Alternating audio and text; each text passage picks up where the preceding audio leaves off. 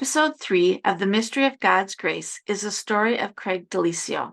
So all I thought was, well, how come my dad doesn't love me? Because I mean, it was obvious that he did. Like, there was no mistake in it. There was no, it's not that there wasn't any tenderness. There was resentment. Like, it was bad. Mhm. I went like probably until I was 15 before I stopped thinking my stepfather was going to kill me one day. Hi, this is Shari McGuire. Craig Daliessio's life has been an intricate tapestry of challenges, resilience, and the enduring power of hope, woven together by the threads of God's unwavering grace. His childhood was marked by an absence of love and acceptance, leaving him yearning for emotional connection and belonging. Gratefully, he had a grandma who would teach him Sunday school songs and read the Bible with him, and so from a young age, Craig always felt a connection with God. As if his childhood trials weren't enough, Craig faced financial ruin during the housing market crash, losing his job and home. For years, he was forced to live in his car, battling homelessness and the harsh realities of life on the streets. Throughout this relentless onslaught of adversity, Craig never lost sight of hope and sought solace and guidance in his relationship with God. During his time living in his car, he wrote 5 books, and he believes God is using them now to give others hope, even in their adversity. I was born in Philadelphia, Pennsylvania, because I wanted to be close to my mom, and I didn't have a choice. So I was born in Philly, grew up just outside of Philly, right by the airport. So, in fact, my grandmother's house was like literally across the street was the start of airport property. Hmm. My mom and dad never married, and I didn't know my dad, didn't know about him until I didn't meet him until I was 43. I didn't know that. I thought my stepfather was my father. I didn't know that Oh, truth till I was 21. So I was born in Philly, and they didn't get married. My mom was, single mom for the first 5 years of my life, 4.5. And we lived with my grandparents, and she went to work, and she was 20 when she had me, and so she just wanted to be a 20-year-old woman again. And so really, my grandmom raised me. My grandma, my grandfather, my mom's dad was born on the boat on the way over here from the Ukraine. really? Yeah, Ukrainian immigrants. My dad, my biological father, was 100% Italian. Both my grandparents on my paternal side were born in Italy and immigrated here. My grandfather stowed away on a steamer when he was Hmm, 15, really? and yeah, in 1895, I guess, or whatever. And he fought in World War I to get his citizenship. They were at that point trying to deport Italians. People don't realize from about 1905, about 1925, Italians were furiously hated in this country. We've got clippings at home of the Philadelphia Inquirer, and there's, in the classified ad section, whenever the city would let out a bid for work, pouring sidewalks or something to contractors, there's literally in the bid, it would say, if you employ Italians, you cannot bid on this job. Like, you couldn't do that now. Yeah, No. we were just, I mean, it seems like every immigrant wave takes its turn getting hated. And they get here, and they assimilate, and everybody thinks they're fine, and then they just hate the next group. But it was tough for Italians. And my grandfather came here in 1895. I guess they caught up with him in about 1917, and he must have been younger. Maybe he was 12 when he got here, because he was still pretty young. I think he was 25 when he fought in the war, and he was a character. Apparently, he stole a steam locomotive at one point. They were Oh, they really? were off on the side of the road. He did it as a prank. They were off, like, they'd stopped. It was a troop train, and they'd stopped for some reason. And there was another locomotive parked there, and I guess he figured out how to run it. Went up and started down the tracks. Wow. Um, but he met my grandmother. My grandmother was a lot younger, and she grew up in Philadelphia. She was born in Italy, but she grew up in Philadelphia. She grew up next door to Mario Lanza, the great Italian opera singer. Uh, Oh, Lanza, a lot of people would consider him the greatest of the Italian tenors. He came after Caruso. He actually played Caruso in one of the biography movies of him. Wonderful, wonderful voice. He died really young. He had a drinking problem, but my grandmother says, I never met her. The story is that they grew up together, and she remembers him singing on the steps at night. oh, When really? he was, 12, 13 years old. He just had such a gift. Mhm. And I don't know how they met. But she met my grandfather, and they got married. And we had my dad is one of, well, was, he passed away last year. My dad was one of 14 children. They were all 10 months apart, Oh except my gosh. except there were 9 boys and 5 girls, and there's one 18-month gap between one set of brothers, and we figure there must have been a miscarriage in there that my grandmother never Oh, talked about, because why would they have stopped that streak? Literally 10 months apart. wow. Every, Your poor grandma. no kidding. My poor, and if you think about this, my poor grandmother was perpetually pregnant for 16 years. Like, there That's a was long time. no period in 16 years where she went more than a month without being pregnant. Like, how did my grandfather live with? I mean, yeah, my poor grandmother, yeah, but I mean, she must have been so miserable. But then, it's that immigrant thing, and Yeah. they just What had you that did. lifestyle. It's just what you Hmm. did. Yeah, I mean, it was not uncommon to have, 8 to 12 kids in a family. Hmm. But by the time my dad was 15, my grandmother died having the last child, Oh, really? and yeah, my aunt Sandy. And what's strange is that of the 14, only 2 of them were born in a hospital. She had Really? she had 12 successful births at home, and then my dad and my aunt Sandy, because they were the 2 youngest, were at the hospital. I guess they didn't allow midwives anymore, and so she went to the hospital. And having my Hmm. aunt Sandy, she died. I guess she bled out. And No. you'd think that would be something that would happen in the birthing room at Young's Avenue, which is where the family house was, but no, it was at the hospital. So my dad grew up with that. His mom died when he was only probably a year old when she died, Hmm. and his dad died when he was 15 years old. So my dad really grew up. He was raised by his brothers and sisters, Sure. and he was the first one to go to college. Wanted to be a school teacher. From what I understand, his 10th grade English teacher told him he wasn't smart enough to go to college, and he should just get into construction like his brothers. And my father took that as a dare and decided, now I'm going to go to school. And he got a football scholarship to Hmm. Southeast Louisiana State, which is now Louisiana Monroe. Okay. And he played football, and was home at Christmas and met my mom at a dance place where 20-year-olds would go dance, and the rest is history. Hmm. My mom met my stepfather, and they got married. He just wanted a wife. He didn't want the kid that came with it, and he Mm. didn't hide that very well. Um, and it is what it is. They told me he was my father, and I remember asking my mom one time, like, how come I don't remember Dad? Until I was about 7 or 8 years old. She said, well, he was always at sea. He was a sailor for Sun Oil, the oil tankers, which was true when they met. Okay. And I remembered that. So I never had a reason to doubt that. I just Sure. didn't, that really wasn't the reason. My dad quit college when he found out my mom was pregnant, and he came home. He was going to marry her, and I think he realized that she had issues, and I guess he didn't want to make one mistake to pay for another one. So he joined the army, went to Vietnam, did 2 tours in Vietnam. He was twice decorated, won 2 Purple Hearts. Hmm. My dad was a very accomplished person. He taught school for 35 years. He had a doctorate when he passed. Okay.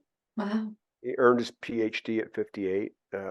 By all accounts, just a heroic man, and great dad to his 2 kids from his marriage. Just a Hmm. wonderful father. And that was the funny thing. Like, I met the rest of my family later in life, and I'm very close to all my cousins, and a great relationship. There's my Aunt Sandy's still alive. My Uncle Franny is still alive. My Uncle Franny's the patriarch, and he treats me like gold.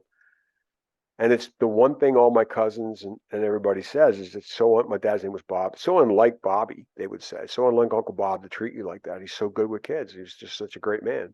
And which kind of makes it hurt more. I kind of wished I've Yeah. told people I wished he was a Hell's Angel or something. It would have explained, he was rotting away in prison because he killed 2 people like that. I could be, oh, okay, well, that's why he's not in my life. But he was this remarkable man who was successful in everything he did, and was, impacting people's lives. And I finally reached out to him. We met at that. I was 43 years old. He drove down to Tennessee where I was living, and we talked for 3 hours. I thought it went well. And he, after that, he came up with one excuse after the other. At first it was like, yeah, I don't know how my family's going to take it. And then it was, I want a DNA test. I'm not sure you're my son, but he would never show up for it. Mm. I scheduled it like 4 or 5 times. He never showed. And I mean, to me, that's an admission of guilt. Some kids out there telling me that I'm his dad. I'll be camped out at the lab. And as soon as they open, I'm the first one in the door. I want to prove right or wrong. Mhm. I think he just didn't want to admit, that he just didn't handle it well. So my mom married Tom when I was 5, and we moved to Delaware, like 20 miles south. Um, and I grew up there, and they had 3 kids on their own, and it was I did not grow up in a Christian home per se. Um, we had an earthquake in Delaware in 19 February 1973, and it scared my mom enough to start going to church. Oh, okay. I know they can have So earthquakes in Delaware. no, they don't. That's why it scared her enough to go to church. Okay. That's pretty unusual. There's a very minor fault line there, but I mean, it was like I actually researched this because I forgot. I went and looked it up. It was 3.2 on the Richter scale, which is like not like a car backfiring, but for us it was frightening, and it was like Well, yeah. it was 2 in the morning, and so it scared her, and she started going to church, and I went. We went that next week, and it was my grandmother was such a godly woman. My grandmother was put in, there are no mistakes, no accidents. God knew what he was doing. My grandma, my mom's mom, was one of the most godly people. And my earliest memories of her, she had a beautiful voice. Where I think it's where my daughter gets her voice from. Hmm. My earliest memories of my grandma were her singing little Sunday school songs to me, Okay. teaching them to me, and reading the Bible for hours. And she had a little radio on that. She had this little kind of a side area in her dining room. There was a chair and her Bible, and there was a little table with a radio on it. And she would listen. There's an AM gospel station in Chester, Pennsylvania, which was about 5 miles from her house. And they were a daylight radio station. So when the sun came up, they could broadcast. When the sun went down, they had to switch their signal off. Oh, So in the okay. summers, they were on for like 14 hours, and in the winters, they'd be on maybe 8 or 10. But there Hmm. was old school preachers that, Billy Graham and Oliver B. Green and Chuck Swindoll, and I grew up, listening to that with her, and, I was absorbing it. I didn't really comprehend it, but Right. so I had always had this basis in God and in faith, and always had this draw. I loved church from the youngest days I can remember. Loved going to Sunday school. So my mom, when we went to church for the very first time, went to this Baptist church in Newcastle, Delaware, and as my introduction to the gospel, and I accepted the Lord in my first Sunday school class, and it felt like, Oh, that's cool. wow, this is yeah. Fourth grade boys Sunday school class. Bill Bell was my teacher, and Okay. we prayed together afterwards in this Mhm. bedroom of this. It was a converted house. It was the pastor of the church. He started the church himself. It was their old house, and they built a new house, and they kept this one. I mean, this thing did everything. It was storage, it was whatever, and then it was Sunday school classes for a while. And Hmm. I kind of grew up in that church, and that was really my family. I mean, my stepfather wanted nothing to do with church or anything like that, and my mom threw herself into it. Um, but I just it just clicked. It was just Okay. it's how I was wired. It was I felt this connection to God. It was real deep. I wanted probably from that point on, I wanted to actually be in ministry. I had plans of being a youth pastor at one point, and then maybe pastoring a church or something. And it's really what I wanted to do up until, I really wrestled with it. Honestly, I wrestled with it until about 5 or 6 years ago. Oh, I really? mean, my bachelor's is in theology and Oh, really? biblical studies. Yeah, I always thought I would end up with that. And it's only in the last few years that I've really forgiven myself. I felt like I was a very big disappointment to God because I didn't actually I pursued it. It's just the door never opened. And I kind of understand now why. I don't think I think I'm a good speaker. I speak a lot. I'm a good speaker. I'm a good writer. I think I could do the Sunday part of the job very well. But when people say nasty stuff to me or about me or to my family or all the things that pastors go through, that the unsung parts of it, I don't think I could have handled that very well. I'd have been like Tony Soprano. The first time somebody said something bad about my family, it'd have been on, and I'd have been fired. So Oh, no, I so it's think I'd have really probably best. been like in and out of work for like 20 years because I'd have been fired every 7 months for blowing my top. So Uh-oh. I love to write. And I think that my ministry is writing, and I really do think I found a ministry in the group that I've started on Facebook that you're a part of, just within the workplace. It's not an in your face thing. It doesn't feel like church necessarily, but there's something very Christ-like, I think, about offering to help people when things are bad. And um, it's I think we had this like merit system in our culture that in the church pastors are elevated, and that they should be respected, and they earned a spot like that, but they're not more important to the kingdom than we are, and we get that mistaken. And I think I'm only recently at a point where I accepted the fact that I'm not a disappointment to God. I think I'm having an impact on people's lives, and certainly on my daughter. I mean, just being a good dad, given all the things I faced. Yeah. So, Yeah. Well, that's awesome. So let's go back to like your high school years then. okay. So tell us a little bit about that. Well, I was, gosh, I grew up on the best block in the world. I swear. I actually wrote a book about it. It's called Remembering America. I'm getting ready to completely retool that book. Hmm. But I was probably the last generation that grew up the way we did. It was a dead end street in Newcastle, Delaware.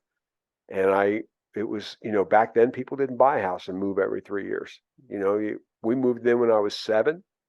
And when I was 22, I moved out, got my own place. And my mother and stepfather sold that house eventually and moved somewhere else. But I spent my entire childhood into my adulthood in one place with the same Wow. group of kids.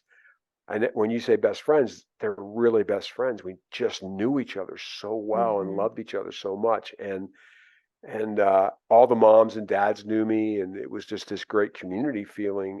You always talk about that. There's always the joke about if I did something wrong, believe me, my mom knew by the time I got home because all the moms were Yes. calling and they were yelling at me, and it was nothing for another mom to come out with a wooden spoon and give me a rap. I mean, it was that sort of a neighborhood, and I learned how Mhm. to change oil and work on cars from the guy across the street because he was a mechanic, and I learned how to weld from Pat Ferrera's dad, 3 doors up and across the street. And there were we just it was the kind of neighborhood where we'd be out till 10 or 11 o'clock at Yeah. night on summer nights, and our parents never they knew, hey, they're out front, it's okay.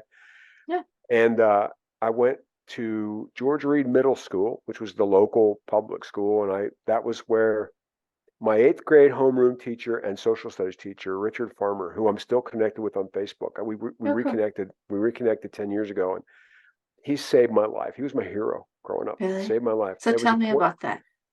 Well, I didn't know that I wasn't my stepfather's son, and I could sense the resentment. I couldn't figure out why. So all I thought was, well, how come my dad doesn't love me? Because I mean, it was obvious that he did. Like there was no mistake in it. There was no.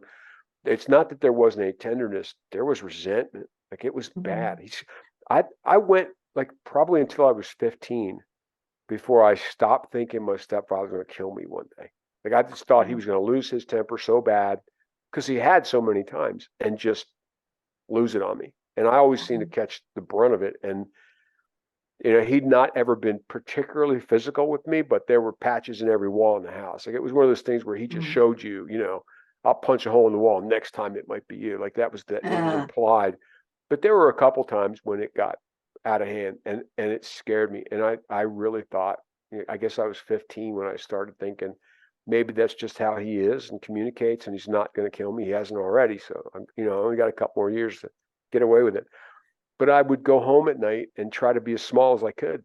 Just go to my room. We lived in a split level house. My room was downstairs because I had a paper route. And I would get up at 5 in the morning and deliver papers, and I didn't want to wake the family, so I had the downstairs room. It was kind of cool. It was a little haven of my own, and I loved music. I had a my stereo set, and I had a bunch of records. I listened to music all the time, and that was my escape. So when I'd come home from school, but I didn't have baseball practice, it wasn't baseball season.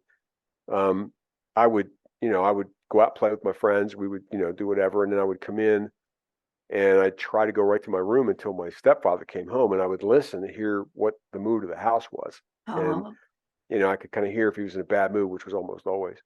And just I would wait for them to call me to dinner. It didn't matter how I could have been starved. I can't wait to eat. But I stayed in my room till they called for me, because the less I was around, my stomach would hurt about 4:45 when I knew he was coming home. My stomach would hurt every Mm. night.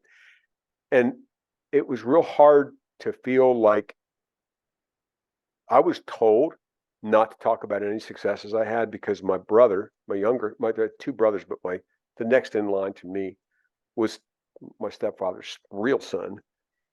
He was not a good student in school. He's a smart guy, just wasn't a student. And Mhm. um, I was, straight A's and big man on campus and played every sport. And I was president of the youth group in high school and all. So I was Mm. doing well in school. And they actually sat me down one time. They'd take Tommy to counseling, and they said, "Look, you can't talk about anything anymore. If you get good grades, we don't want to hear about it. If you do well in baseball, don't talk about it. Tommy's jealous of you, and it affects the way he studies." So instead of what, your average parent would do, like, okay, we're going to focus on helping him, but you Right. still be yourself. It was my fault. They Wow. couldn't accept the fact that maybe they weren't parenting to the best of their abilities. It was somehow just blame Craig. And so I really had to learn to be invisible in my house. And I always tell people it felt like there was no oxygen in that house. It was very hard to breathe. It's hard to be Mm. yourself. I'm a naturally funny person and joke teller and lighthearted. My stepfather hates humor. If you told a joke at the dinner table, you would go to your room without finishing your dinner. Like, it was not Wow. permitted. And that's not me. I mean, apparently I'm a lot like my father. I wish I had gotten a chance to know that, but I guess it just reminded him that I was somebody else's son. Sure. And so he was trying to squash that all the time. And I think Mr. Farmer saw it in eighth grade at a point when I needed somebody to see it. And, there was always an arm on my shoulder. He would pull me aside after class and have me, just hang on a sec, Craig, I need to talk to you. And, he was always saying the things to me that a dad should have said. And that was back, Okay. we've talked since. And he said, you can't even do that anymore. He's retired, but No, you can't. you can. He said, yeah, well, I'd lose my teaching license if I put my arm around a student in my class and talk to them about something that was on their mind. And he said Mhm. that's when he and his wife both taught. He said that's when we decided to retire, because we couldn't do it anymore, couldn't do it our way. And Mhm. but all the teachers were great at that school. It felt like family, and your older friends had gone there, and there's so much tradition and history. And then I went to our church started a little Christian school, and I went to a Christian high school for 4 years. Okay. Mostly because my stepfather didn't want us bused. Wilmington, Delaware had introduced forced busing. So he didn't want us going to school with the black kids. That was my Oh, well. stepfather's motto. And Okay. in all honesty, I'm thankful for it. Not because I didn't want to go to school with black kids. My best man at my wedding was black, but it just the school I went to, I needed for that point in my Yeah, life. that Christian atmosphere. It was the faith part, but it wasn't even that. It was just that's the Mm. church I went to. I was growing up with those kids.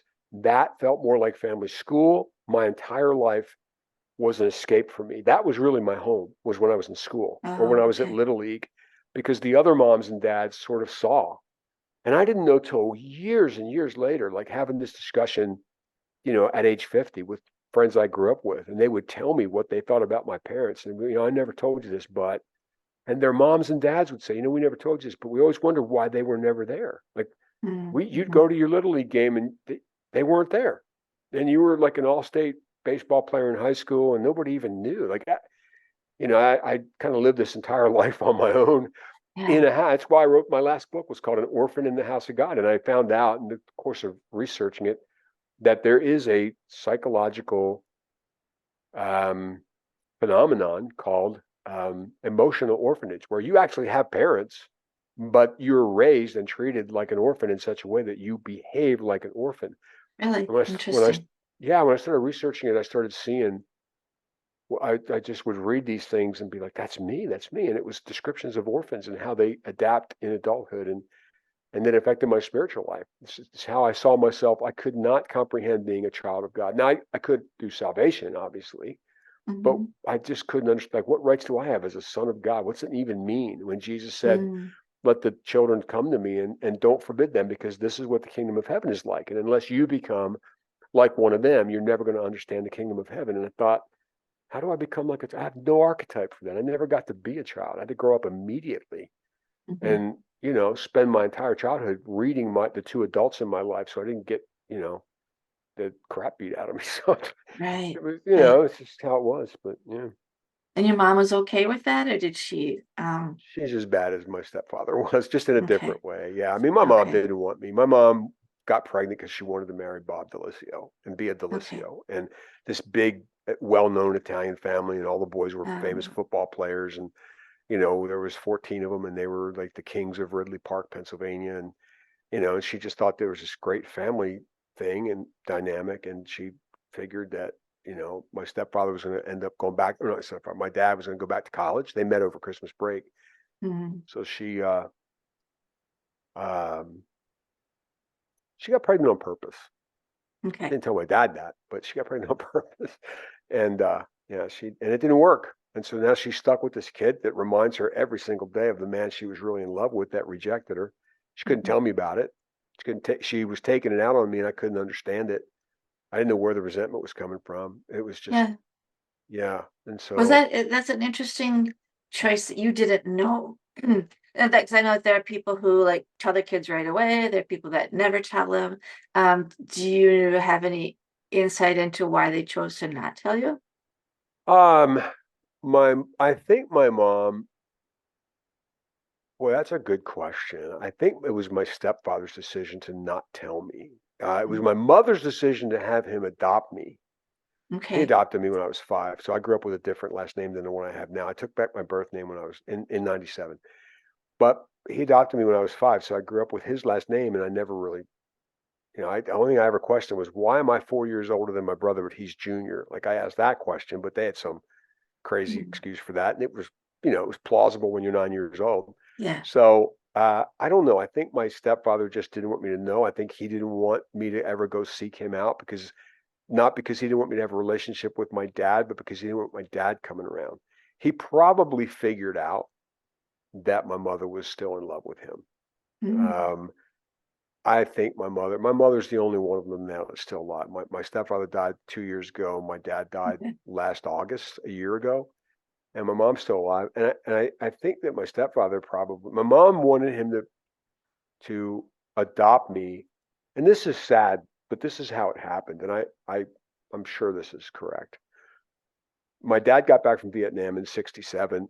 My mother had met Tom and was pregnant when they got married. She went to Bob and said, "Look, I met this guy, and he wants to marry me, and he wants to adopt Craig, unless you have objections." She was hoping he would say, "No, no, no, don't. I'm not going to give up my son." And she thought that my stepfather, trying to adopt me, would force Bob's hand, and that he would enter back into her life. She just thought that, that I was going to be the golden ticket to get him to come back. She was always in love with him. And she might have loved me as her son if Bob had married her. I mean, the picture had been complete, but it wasn't. But he didn't fall for it. He just said, "No, you know what? That's fine. You probably can do a better job than me right now. I just want to go back to school, and I'm not married." And so Tom cut this deal with him where if my dad paid the adoption fees, there'd be no more child support. So he waived his parental rights and paid $750 for me to be adopted, and that was that. And I think my Wow. mother resented that too. Like, that didn't work. Everything she tried with Bob didn't work. She never did get me to love her, and now she had a kid that was a part of her life that reminded her of him every day. I'm very much like my dad. Apparently, I wish I had known him. I met him one Mhm. time, but everything everybody's told me, we're very similar. And Interesting. it must have been painful to be raising this son who's just like his father, and you're really in love with his father, and it's a painful Mhm, memory, and you can't tell him that because you're sworn to secrecy. mhm. I wish they had told me. I wish I'd grown up, for several reasons. Number one, it would have explained, I wouldn't go to bed at night wondering why my dad doesn't love me, and Yeah, what can I do to get my dad to love me? I'm trying everything. right. And I think, maybe uh, he, if he'd have been half the dad to me that he was to his other two children, it would have been really good. But it would have at least explained all that meanness and whatever. And it probably wouldn't have changed where I lived. I probably would have still had to stay there and all, but it would have, at least I would have known, like, hey, here's why it is the way it is. Yeah, Yeah. But then again, you know, I don't know what my father's faith walk was. I mean, he was a pretty devout Catholic later in his life. I don't know what it was then, but maybe I don't, come to the Lord at 9 years old. Maybe I don't grow up in a Christian, Baptist home and in the Hmm. family, the church family that I had. And so I don't know. Everything works out for a reason. It does. Um, yeah, but So were you, it was your mom still going to church as your high school years went on, yeah, and you were still involved in the church? Because you were yeah. I going to was the school. went to the school, played all the sports, acted in all the plays, president of the youth group. Church was it for us, and it was old school, like very legalistic, independent Baptist, and Okay. Sunday morning, Sunday school, so Sunday school, then worship service, which is not what worship service is now. It's traditional hymns and about a 45-minute sermon. Then you'd come back at 6 o'clock for the evening service, and then Wednesday night prayer meeting, and they did Thursday visitation. You walked around neighborhoods and knocked on people's doors and told them about Jesus, which you can't even do now. You get shot. But No, you I know, can't even as a realtor go knocking on oh doors. yeah, I'm like, but I don't want to do that uh, anymore. when there's some things about that I really miss. I miss the old hymns. Mhm. Not that I think there's not any value in current music, but just something about growing up in a church that was very equally balanced between younger families and older people, Mhm. and watching the old people, my grandmother's age, singing these hymns and tears coming down their cheeks, and Wednesday night prayer meeting, when being 10 years old and listening, you're sitting there with your eyes shut, and because you're respectful, but those voices after a while. Somebody would get their feet. Oh, that's Mr. Floor. Oh, that's Mr. Alexander. Oh, that's Dad Stanley. Dad Stanley was so old when I got there, they probably had to cut him in half and count the rings if you wanted to figure out how old he was. But he was, he was, and he was just really, really old. He mumbled like an old guy would, but you just, something happened when he prayed that it was so clear. And I didn't realize it at the time, but I was absorbing these great prayers of these great men and women, and how they prayed, how they approached God. And when I was an adult, years and years later, and the chips were down and things were rough for me, I drew on that. None of that would have happened if I had had my dad in my life. You know, um, maybe my baseball or my hockey career might have gone a different direction because my dad was a sports nut and would have, at very least, you know, uh, helped me with that. But God's always got a plan. And Yeah. that church I went to is Fairwinds Baptist Church, and it was, there was some craziness. There was a lot of rules that I couldn't understand. It was a lot pretty legalistic back in the day. But underneath it all, they really loved everybody. Loved everybody that went there, and you really mattered. If you weren't there 2 weeks in a row, somebody called, "Hey man, we missed you. Oh, You gonna be that's back?" cool. And it was special, and it's probably the reason I just didn't go completely off the rails. And Sure. just it was somebody in the world cared about me. And Mm. so it was yeah. That's cool. And so then you said you're at home till what, 22? So did you go off to college and live from home or? No, my parents didn't believe in college, so I graduated in '81 and went right to work. I wanted to go to Oh, college. I okay. desperately wanted to go to school, and I wanted to go for ministry. And my Mhm. parents were like, "Well, if you want to go to college, you go." But um, I couldn't afford it, so I worked for 3 years, and I got this job at a chemical plant. Finally, made enough money that I went back. I went to school in '83. It was my freshman year. It should have been actually the start of my senior year. Came here to Liberty University, and I live here now, but I went to Liberty. It's only school I ever even applied to. Always, it's the only place I ever wanted to go. And I came here, and I actually was part of the very first hockey team we ever had here. I helped get it Oh, started. really? Yeah, and then played hockey here for a year, and I couldn't afford to come back, so it was 10 more years. I came back in Wow. '93. I came back for another year and a half, and then I transferred to a school in Nashville because I was going to go to PA school for a while, physician's assistant, Mm. and uh, met my now ex-wife, my daughter's mom, and she lived in Utah, and we ended up Oh, getting married about a year and a half later, and my daughter was born 7 months after that. No, we got pregnant 7 months after. Um, we were married in February. We found out we were pregnant on my birthday in September. mm. My daughter was born in May of '98 in Nashville, and um, we were divorced in December '99. So Wow. it Well, didn't work very well. whirlwind But there. yeah, yeah. And what was your faith story like then? Was your now ex-wife, did she have a faith foundation, or what were you guys She doing? said she did. And Okay. that was kind of what made it kind of painful was she said all the right things. She knew all Mhm. the phrases. But when the chips were down, she just, I mean, you know, I can say it now. At the time, it was so hard to admit to, but I married somebody that didn't love me. She said she did, but she wasn't in love with me. And, you Mm. know, and I think that, you know, my daughter asked me one time when she was really little, Daddy, how come God even let you meet mommy if she was going to divorce you so soon? Because my daughter was only 18 months when we divorced. Yeah. And I said, well, honey, I don't know, except that now my daughter was always really smart ahead of the curve. So she was about 5 years old when she asked me this, and she'd already been reading her mom's nursing manuals. Her mom's a nurse, Wow. and comprehending a good bit of it. I mean, Wow. and so she understood what DNA was. Like she couldn't explain it to you, but she knew Mhm. like DNA is what makes you who you are. So I said, well, honey, the only thing I know is that the only DNA in the whole world that would have made you is me and your mom. So I know God had a plan. And if the only thing that came out of us being together was you, well, that's enough. It's enough for me.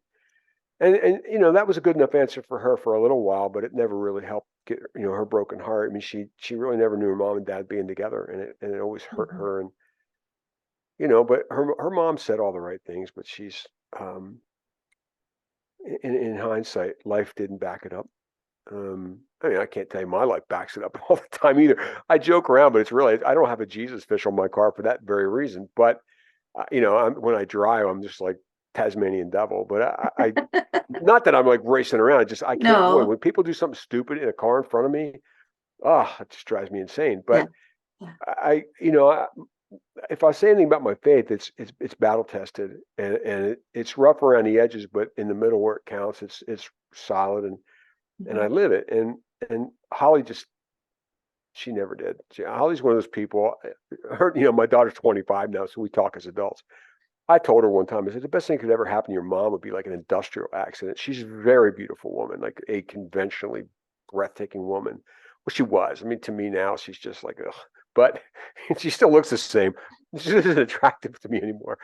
But she's gotten by on that. She's a great nurse. I mean, I can't take that away from her. She is a Uh-huh. fantastic nurse. But she has gotten by with being beautiful her whole life. She's never had to be a good person because she's beautiful. And Interesting. and it's not like she was Cruella de Vil, but she just, I mean, just basic integrity things and kindness and you know, she's done things to our daughters. They don't even speak. They're Oh, really? yeah. They just my daughter told her she went back with her second ex-husband. They're back together. Okay. He was very abusive to my daughter. I mean, it killed one of her pets. Like just weird, Oh my sick stuff. gosh, Yeah. really? At this point, we'll have to pause our conversation with Craig to let that bombshell sink in. The news of his daughter's stepfather killing one of her pets is a shocking revelation, and it's understandable that we need a moment to absorb its weight. Next week, we'll delve into Craig's journey into homelessness and the role of God's grace in lifting him out of that challenging chapter. We'll also hear how he maintained his faith and hope during those difficult times and how God's guidance helped him find a path towards stability and recovery. Tune in next week to witness the transformative power of faith and resilience in Craig's remarkable journey.